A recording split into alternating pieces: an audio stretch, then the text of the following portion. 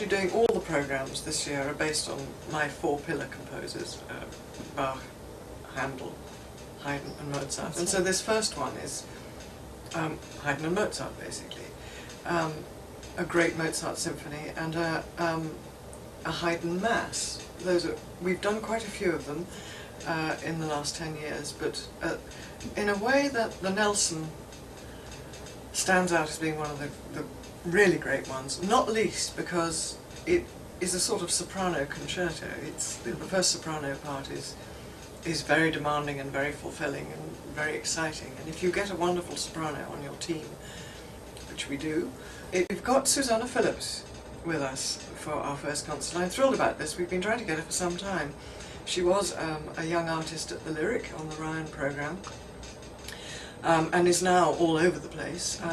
Sings a lot at the Met, is about to do her first Donna Anna at the Met actually next season, which is a really big challenge for her, and she will meet it wonderfully. And to have her with her huge 18th century authority and wonderful platform charisma, leading actually a wonderful quartet of singers. It's a lovely team of singers who are not only passionate about Chicago, but having great careers beyond.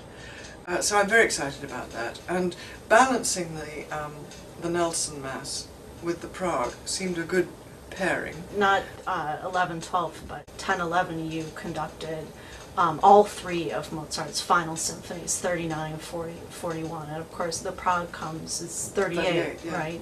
How does it compare to the great trilogy at the end?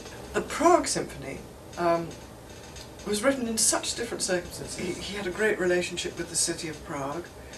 They absolutely worshipped him, much more than Vienna did, or let alone Salzburg, with whom he'd sort of cut his own ties.